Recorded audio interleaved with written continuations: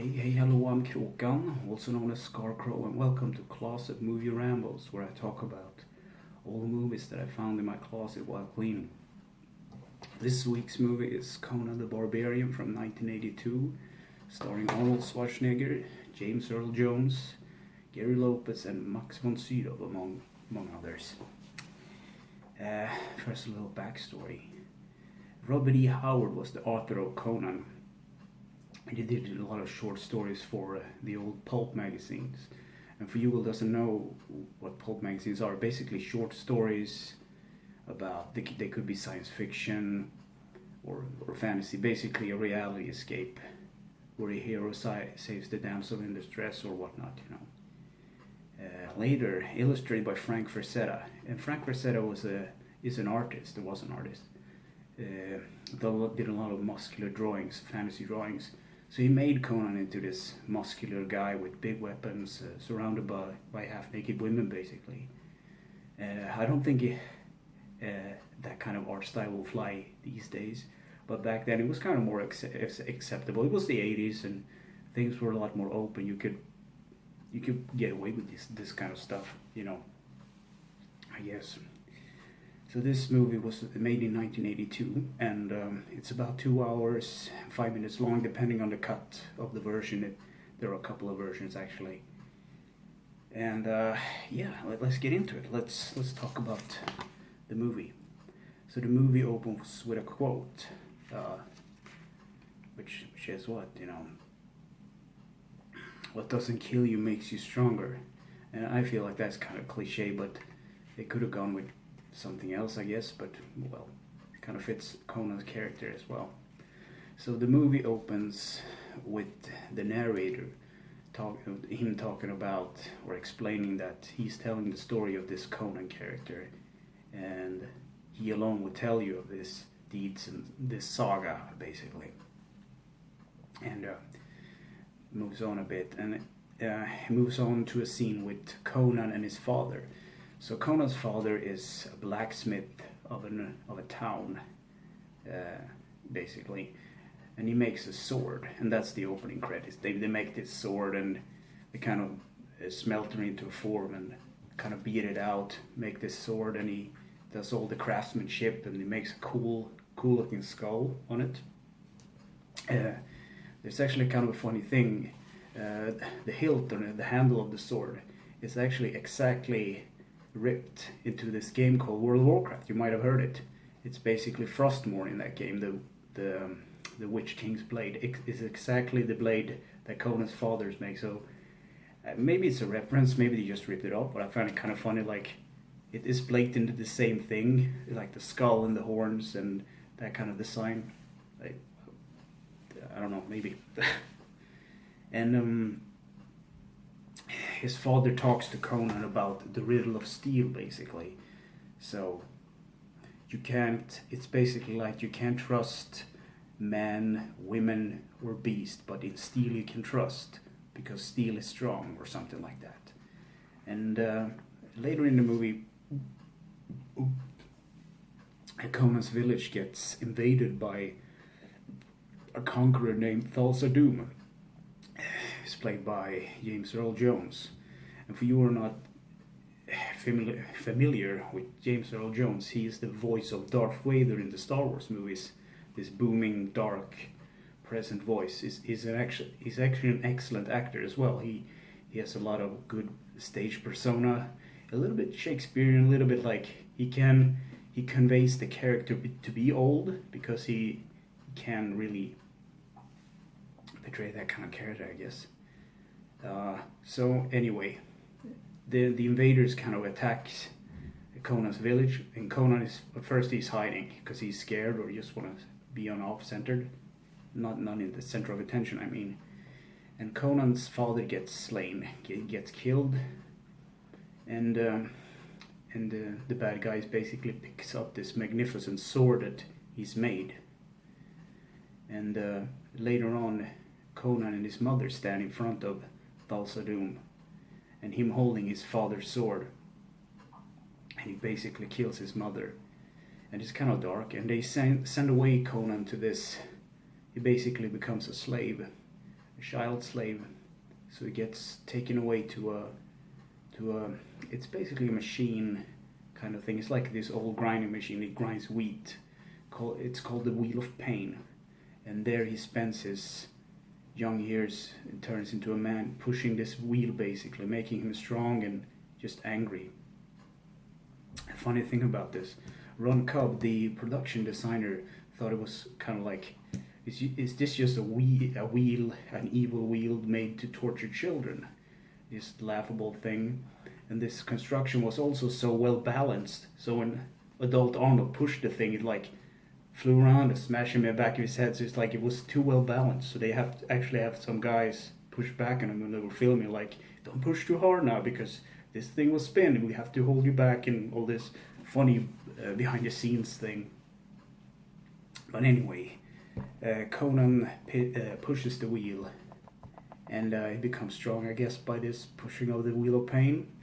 And later he gets sold to a what do you call a slave, to another slave dealer, and becomes a gladiator.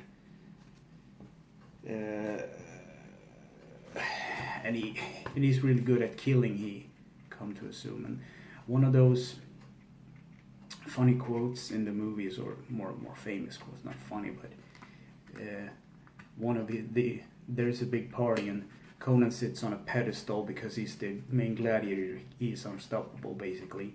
And they ask him, Conan, what's best in life? And he answered it's kind of stupid also, but to crush your enemies, to see them droop before you, and heal the devil, something the inlamidation of the women. It is like this kind of, he's basically just sitting there and flexing his muscles, you know. And let's see here. But everything good has an ending.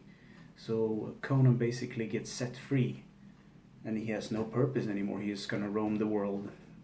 And there's this scene, he gets hunted by wild dogs or wolves, and he escapes into this cave where he lights up a fire, and he's just trying to stay warm and survive, I guess. And the walls get lit up by the fire, and he actually finds out that it's a big tomb of some unknown origin, but a people that kind of long forgotten, and he finds a sword, and that's where the adventure kind of starts off. So he's wandering aimlessly, and he finds a young woman who offers him warmth and kind of a shelter for the night. And this is something that really makes me uncomfortable. This movie has a lot of nudity and a lot of sex scenes, so it's like it's okay if it's like it progresses the story, but this is just unnecessary. It's just, okay, there's a purpose to this. No, wait. It's about to teach him the dangers of the world, I guess, because she turns into a witch, a monster, while they're having like this intercourse thing. It's like, okay, sure, that happened, and moving on. And he finds another companion called Subutai. He's basically like a Mongolian kind of character. He's a thief and archer, and he's real good at what he does, but he's chained to this rock wall. So Conan helps him escape, and there's more of a life-death thing, like, okay, now you belong to me, but Conan is also like lawless, so they become friends, and they travel together to find a snake cult that basically killed Conan's family. So Conan kind of finds a trail. There's a medallion with two snakes facing each other like this, a green kind of, I guess, eroded copper kind of thing. Medallion. They go out and trying to find to get his revenge, I guess. And so they wander from town to town, and they eventually arrive to the Tower of Snakes, and there's where they find this other character, Valeria, I think she's called, played by Sandala Bergman. She's also a thief then. So the basic thing about this snake tower is that there's perceived, she's there because there's like a treasure inside, lots of gold and shimmery, glittery kind of things. So she wants that, and they kind of just want they're also thieves, so they want some of the treasure, but Conan kind of also wants the answer. He wants something out of this, I guess. And so they climb up the walls of the Tower of Snakes, and then they descend down into it. So the character of Valeria, she stops at the middle point, and the other characters Subutai and Conan, they go down to the bottom of the tower. It's a chamber filled with bones, but also treasure. So Conan and Subutai, basically, they see the treasure and they try to go for it. Meanwhile, on the middle ground, the middle floor, where Valeria has taken a disguise of one of the priestess, I guess, she's watching a sacrifice of a young woman. So you can kind of see, like, okay, they're sacrificing something on this level, which is supposed to go down to the bottom level where Conan and the Subutai is. So basically there is some beast or something down there that probably, is gonna kill him. And they found out it's a big snake. It's a very big snake. And they pin the snake down. Conan thrusts his sword through the head of it. Subutai shoots a couple of arrows, I guess. And meanwhile, or before, I don't remember. But the girl sacrifices and jumps down. And they are basically being discovered. And then they make a miraculous escape, and they basically spend the night at a sleazy bar trying to spend all these jewels and coins. I mean, basically living the life. And this is where they get recruited by King Osric, played by Max von Sydow. So it's basically they're taken into this court, and they stand in front of the king, and who would do such a thing against me? Who would defy me with such arrogance? He basically calls them out. It's like a Shakespearean actor. He kind of humiliates them first and make them feel ashamed, but then he say, "I salute you, because you are not afraid." So he recruits them to find his daughter, which has also been missing, kidnapped by Thulsa there, and basically been taken away. And they sort of agreed to this thing, and they couldn't get everything that they ever wanted. But it's like they kind of realized that the money is only good for as much, or it will kind of sour. I think that Max von Sydow's character actually says, like, there's a time where gold gets dull and loses its meaning. So all he wants to do with this king, he wants to get his daughter back, and they kind of get it. So Conan can get his revenge, and he can save the beautiful damsel in distress and make good with the king and all that. So they basically move on.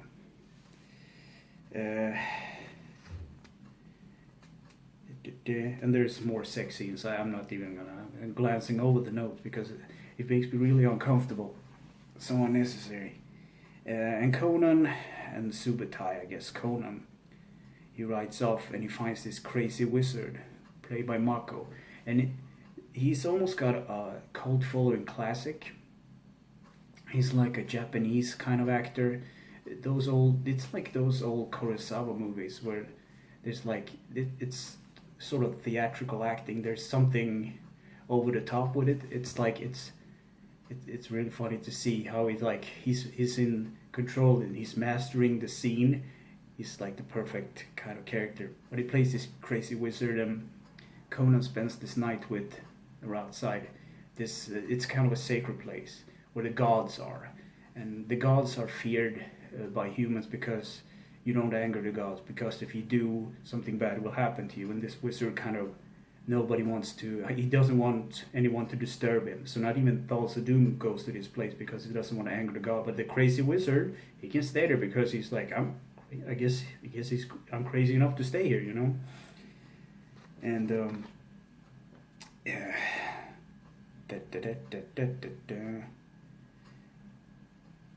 And Conan is gonna ride up to Thulsa lair, but in order to infiltrate the cult, the evil snake cult, he needs a disguise. He needs to get in there. So he realized that this false hooded cult, he needs something to get in there. So he basically needs flowers, because it's like a hippie kind of thing, kind of luring, tricking people in, I guess. So get to one of these hippie kind of camps, and he hits down a priest, and he steals his robe, and he basically goes to confront Thulsa Doom. But he gets ratted out, and he gets taken up and beaten up pretty harshly. But Thulsa Doom, he wants to speak to Conan, so he talks a little bit with him, and he explains the riddle of steel. And the way Thulsa Doom sees it, it's like steel is strong, and you're right about that, but flesh is stronger. So he demonstrates this by making one of his servants jump straight down and killing herself, basically. So in my own opinion, I think it's like steel is strong, but the flesh is stronger. So it's more about will than actually being strong. Because if you have the will, then strength. Maybe it's a balance of those things, I don't know. So Conan is more or less unconscious, and he's been taken to a tree called the Tree of Wu. It's basically like the basic Christianity symbolism of crucifixion. So he gets nailed to the tree, and there are a bunch of vultures sitting there waiting for him to die. And he's almost dying, and he's basically just crucified to this cross, or this tree, I mean. And one of the vultures leans in to like bite him, and the Conan, with his last strength, bites into the throat of the vulture and kills him. And he's like all exhausted, passes out, wakes up again, and sees Subutai returning to save him, and he laughs about this, and he passes out again. So in this phase, in this kind of thing where Conan is in now, he's basically dying or almost dead. So he gets taken back to the sacred place where the crazy wizard was, and basically to save his life, Valeria more or less need to sacrifice her life to do it. And by the way, Conan wanted to face Thulsa Doom alone, so he left Subutai and Valeria behind. That's why he ended up in this state in the first place.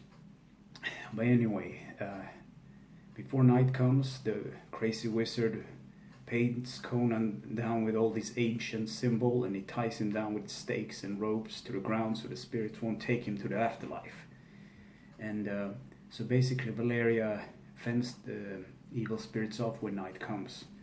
And basically the thing is a life for a life, so she will have to pay with her life sooner or later. And Conan gets back on his feet, and he trains, and he sharpens his sword, and he's gonna go and face Thulsa Doom again.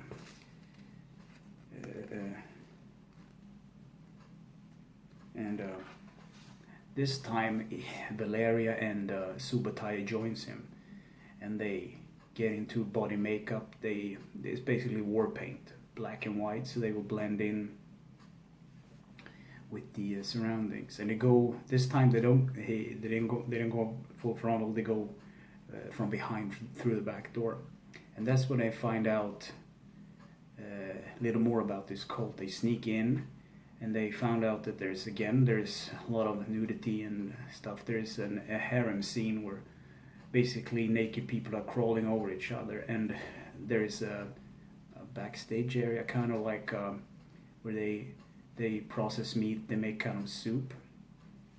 So Ron Cobb, the production designer, kind of joked around about it. He said that they're making hand and pea soup because they're basically cannibals. And that's an eye-opener, because all these followers might or may have not been slaughtered just to feed the populace of the cult. And they kind of don't know, but they do know, and more or less the inner circle of people kind of know. And then, well, things always go south. They try to start a fire in the harem, and then a fight breaks out. And basically Conan fights the henchmen of Thulsa Doom that took his father's sword for his own. And they have a fight, and basically they have to run away. And but they manage to take King Osric's daughter with them, which she is kind of brainwashed, but they kind of get her out of there, get her away.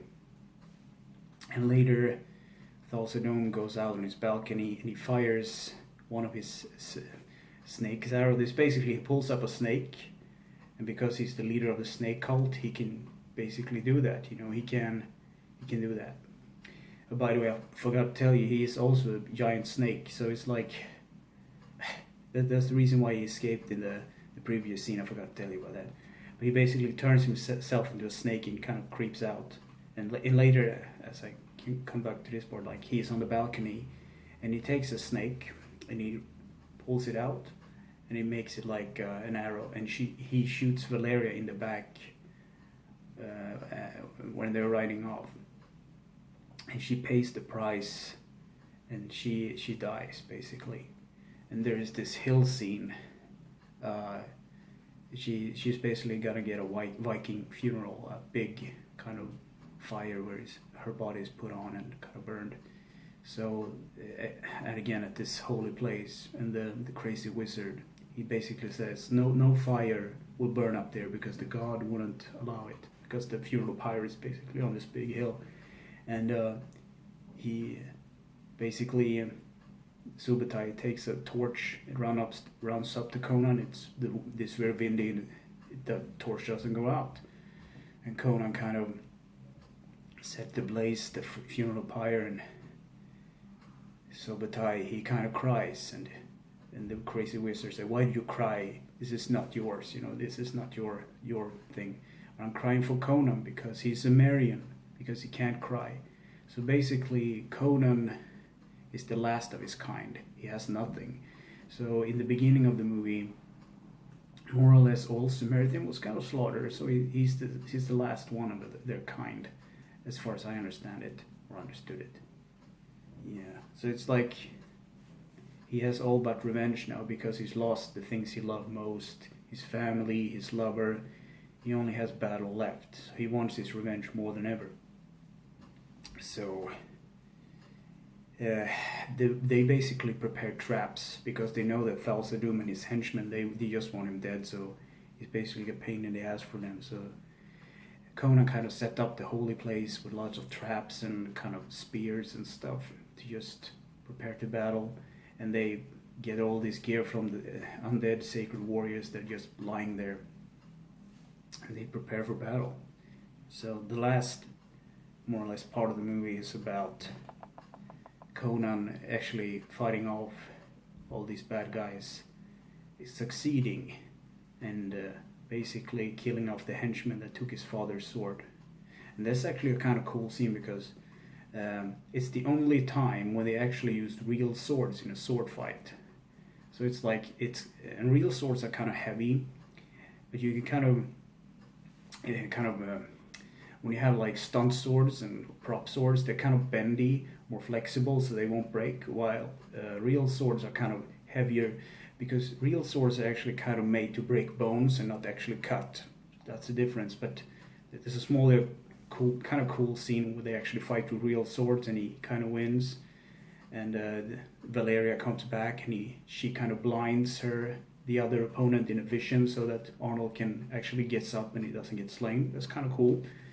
It's kind of one of those Valkyrie kind of thingy scenes. And for the last part of the absolute last part of the movie, Thulsadum escapes, and he returns to his stronghold to hold a mass in front of all of his followers. So he stands on a big podium, and there's big stairs, and all of the torches in the night kind of lights up the dark. It's kind of this kind of cool scene. And Conan, he comes up behind them, and he has the princess with him, because she also wants revenge, because Thulsadum meant to kill her at that hill as well, but he failed. So it's kind of like she wants her revenge too, and they just walk in there, and Conan comes up back from behind Thulsadum, and Thulsa Doom, James Earl Jones' character, he says, "I'm basically your father because I made you. All this revenge, all this, I made you, so I might as well be your father."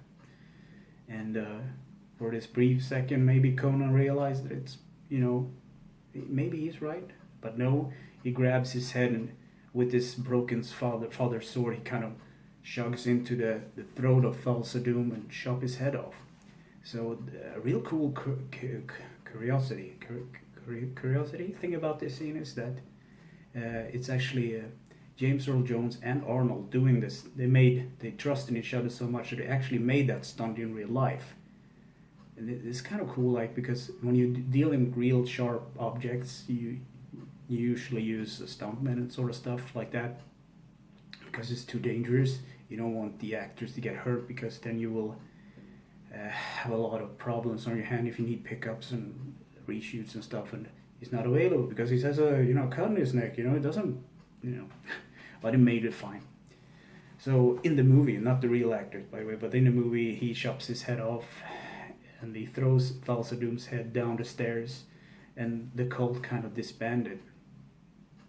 And that's more or less the end of the movie, if I haven't missed anyone. And then it ends with Conan sitting on a throne, like pondering over like what he's done. So there were meant to be sequels. I think Conan the Destroyer and one more, but I think Conan the Destroyer was made, but the other one, the Conan the Conqueror or something, wasn't. I might be wrong about that, but it was a really cool movie. Another sad thing about this is that the production designer Ron Cobb, he actually died this year, and it's kind of a sad thing because he has a huge legacy. He was in Alien, basically. He made special effects to that. Blade Runner, I think it was in. There's a couple of movies actually that I wrote down. Raiders of the Lost Ark, the Indiana Jones movie. He was in Star Wars 2 and another Arnold movie, Total Recall. So it's like a legacy. Ron Cobb did a lot of drawings. He's listed, if you do a Google search, he's basically listed as this comic artist kind of thing. But I always saw him more as a production designer, more like I have some of the concept arts behind me. Some really cool like industrial designs, like vehicles and airlocks and space shoots. Really, like they if you look at them, they kind of look like they work. They're kind of cool. So basically, rest in peace, Ron Cobb. So can I recommend this movie? Absolutely. It's like the small things that kind of the unnecessary nudity and sex scenes. No, I don't like that. It kind of dates the movie back. I mean, if you look at it as an action movie, it's fine, but it's a little bit too long. But it's not a bad movie, so I just say go see it. If you have it, just watch it. So yeah, I mean, that's it. Hopefully make more of these. Take care.